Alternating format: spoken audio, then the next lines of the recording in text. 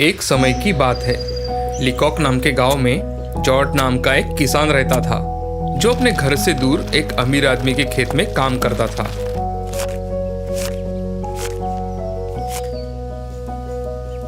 काम खत्म करके जॉर्ज जंगल के रास्ते से अपने घर लौट रहा था। रास्ते में उसे एक सुंदर नदी दिखाई दी। जॉर्ज वहां पानी पीने गया। वहां जाकर उसने देखा कि एक हिरन जख्मी हालत में पड़ा है। जॉर्ज ने उसे तुरंत मरहम लगाया और प्यार से उसको सहला रहा था। तभी एक आवाज आई, जॉर्ज, जॉर्ज। जॉर्ज ने इधर उधर देखा। वहां जंगल के अलावा कोई नहीं था। जॉर्ज डर गया, लेकिन उसे फिर से वही आवाज सुनाई दी, जॉर्ज, डरो मत, मैं हूँ जादुई हिरन। तभी हिरन परी के रूप में बदल गई। तुम बहुत ही नेक और दयालु इंसान हो जॉर्ज। तुम्हारी दया और प्यार देखकर मुझे बहुत अच्छा लगा। एक जादूगर ने मेरी बहनों को बंदी बना लिया है। क्या उन्हें छुड़ाने में तुम मेरी मदद कर सकते हो? हाँ जरूर, क्यों नहीं।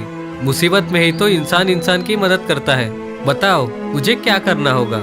ये कुछ सामान है जो तुम्हें तुम्हारी मंजिल तक पहुंचाने में तुम्हारी मदद करेंगे। इसे लेके तुम सीधा चलते जाओगे तो तुम्हें 3 रास्ते दिखेंगे। उसमें से तुम बीच वाले रास्ते को चुनना। बीच वाले रास्ते पर आगे जाकर तुम्हें एक बहुत बड़ा पेड़ दिखेगा। तुम उस पेड़ के ऊपर चढ़ जाना। पेड़ के अंदर तुम्हें एक रास्ता दिखेगा। वहाँ से उस पेड़ के अंदर तुम उतर सकते हो। अंदर उतरने के बाद तुम्हें सोने और चांदी का एक खजाना दिखेगा, लेकिन खजाने पर एक बहुत बड़ा और डरावना सा सांप दिखेगा। तुम उससे घबराना नहीं। मेरे दिए हुए सामान में एक चूहा है। तुम उसे सांप की तरफ छोड़ देना। सांप तुरंत चूहे का पीछा करेगा। जैसे ही सांप वहाँ से निकलता है, तुम खजाने पर मेरे दिए हुए सामान में जो मिट्टी है उसे फूंकना। खजाना छोटा हो जाएगा।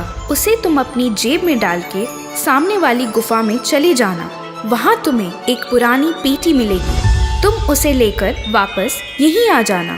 परी का दिया हुआ सामान लेकर जॉर्ज चल पड़ा। जॉर्ज सबसे पहले पेड़ के अंदर उतर गया तो उसे सच में बहुत ही बड़ा और भयानक सांप दिखाई दिया। उसकी आंखें लाल थी, नाक से जहर का धुआं निकल रहा था। उसे देखकर जॉर्ज डर गया, लेकिन तभी उसे चूहे की याद आई। उसने तुरंत चूहा सांप की ओर छोड़ा तो सांप चूहे का पीछा करते हुए निकल गया। जॉर्ज ने खजाने पर मिट्टी को फूंक दिया तो खजाना सच में छोटा हो गया। जॉर्ज उसे जेब में डालकर सामने वाली गुफा में गया। वहाँ से पुरानी पेटी लेकर तुरंत परी के पास गया। परी जॉर्ज का इंतजार करते हुए वही हवा में उड़ रही थी। ये रही तुम्हारी पेटी और खजाना। परी ने खजाने को बड़ा कर दिया और कहा, जॉर्ज, अब ये खजाना तुम्हारा है और ये पेटी भी। परी ने जॉर्ज को पेटी खोलने के लिए कहा।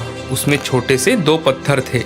वो पत्थर उसने एक दूसरे पर घिसने के लिए कहा। तभी उसमें से एक जिन बाहर आया। क्या हुक्म है मेरे आका? जॉर्ज ने परी के बहनों को जादूगर के चंगुल से आजाद करने का हुक्म दिया। जिन ने देखते ही देखते परियों को आजाद कर दिया। अब सारी परियां जॉर्ज का धन्यवाद करके निकल गई। जॉर्ज ने कुछ सिक्के अपने पास रख लिए और सारा खजाना उसने एक खड्डे में छुपा दिया और पास वाले शहर के लिए निकल पड़ा। मार्केट में जाकर जॉर्ज ने शानदार कपड़े और जूते लिए और एक होटल में आराम करने के लिए रुक गया। कुछ दिनों बाद जॉर्ज ने होटल के सामने अपना घर खरीद लिया और होटल के मालिक से पहचान बढ़ाकर वो शहर के राजा की जानकारी हासिल कर रहा था। उसमें राजकुमारी का भी रहस्य सामने आया। जॉर्ज ने होटल मालिक से कहा, क्या मैं राजकुमारी को देख सकता हूँ? उसे कोई नहीं देख सकता, क्योंकि वो सोने के महल में रहती है। और हाँ, महल के चारों दिशाओं में ऊंची ऊंची दीवारें हैं। राजा और रानी के अलावा वहाँ किसी अन्य व्यक्ति को प्रवेश नहीं है। 18 साल पहले एक भविष्यवाणी हुई थी कि राजकुमारी का विवाह एक किसान से होगा और ये बात राजा को अच्छी नहीं लगी। जॉर्ज सोच में पड़ गया कि एक बार तो राजकुमारी से मिलना ही है। तभी उसे परी ने दी हुई पेटी की याद आई।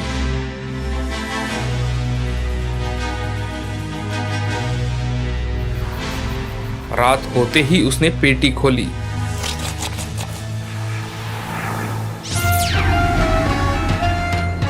और जिन को आदेश दिया कि राजकुमारी को लेकर आओ।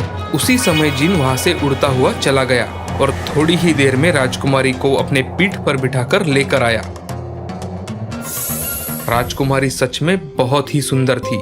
जॉर्ड राजकुमारी को देखता ही रह गया। उसने राजकुमारी के सामने घुटने टेके और राजकुमारी का हाथ चूम लिया। दूसरे ही पल जीन राजकुमारी को लेकर महल वापस चला गया। अगले दिन राजकुमारी ने राजा से कहा, कल रात सपने में मुझे एक जिन ने अपने पीठ पे बिठाया। वो मुझे एक किसान के पास ले गया और उस किसान ने जमीन पर अपने घुटनों के बल बैठकर मेरे हाथों को चूमा। ये सुनकर राजा और रानी डर गए। जो नहीं होना था वो हो रहा है, ये देखकर दोनों चिंतित होने लगे। राजा ने उस रात एक दासी को राजकुमारी पर नजर रखने के लिए रखा। उस रात जॉर्ड ने फिर से जिन के पास राजकुमारी को लेके आने का आदेश दिया।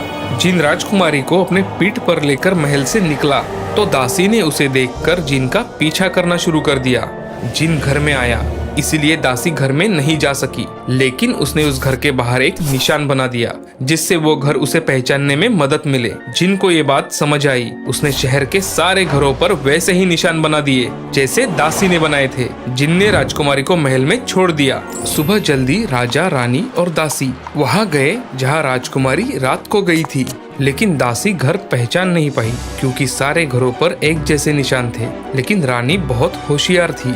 उसने जल्द ही राजकुमारी के लिए एक ड्रेस बनाया जिसके जेब में एक छोटा सा छेद था। उसमें रानी ने छोटे छोटे रंगीन कंकड़ डाल दिए जिससे घर का पता चल जाए। उस रात जिन फिर से राजकुमारी को लेने महल आया। राजकुमारी को लेकर घर पहुंचा। महल से जॉर्ड के घर तक रास्ते में रंगीन पत्थर पड़े थे। ये किसी के ध्यान में नहीं आया। उस वजह से राजा को पता चल गया कि राजकुमारी को रात को कौन ले जाता है। उसी क्षण राजा के सैनिकों ने जॉर्ड को बंदी बना लिया और जेल में डाल दिया। सुबह होते ही जॉर्ड को जेल से बाहर निकालकर फांसी देने की घोषणा की गई। फांसी देखने के लिए बहुत सारे लोग इकट्ठा हुए थे। उसमें जॉर्ड का दोस्त होटल मालिक भी था।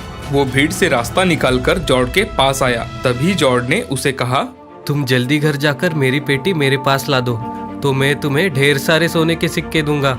होटल मालिक को ये विचार बहुत अच्छा लगा। वो एकदम हवा की रफ्तार से दौड़ता हुआ जॉर्ड के घर गया। उसने वहां से पेटी लाकर जॉर्ड को दे दी और उसके बाद बहुत सारे लोगों की फांसी देखने के लिए भीड़ जमा हुई थी। राजा, रानी और राजकुमारी सिंहासन पर बैठे हुए थे। राजकुमारी राजा से कह रही थी कि ये फांसी रुकवा दो, मुझे जॉर्ज से शादी करनी है। लेकिन राजा ने राजकुमारी की एक नहीं सुनी। फांसी देने वाला आदमी जॉर्ज को बुरखा डालने ही वाला था। तभी जॉर्ज ने राजा से कहा, महाराज, मरने से पहले मुझे एक बार चिलिम पीनी है। राजा ने जॉर्ज को अनुमति दी। उसी क्षण जॉर्ज ने पेटी से पत्थर निकाले और एक दूसरे पर घिसे तो वहाँ बहुत बड़ा धुआं निकला और वहाँ से जिन बाहर आया। जॉर्ज ने जिन को सारे सैनिकों को बंदी बनाने का आदेश दिया। राजा, रानी और सारी प्रजा डर के मारे कांपने लगी। अब राजा ने भी हार मान ली और राजकुमारी का विवाह जॉर्ज के साथ कर दिया।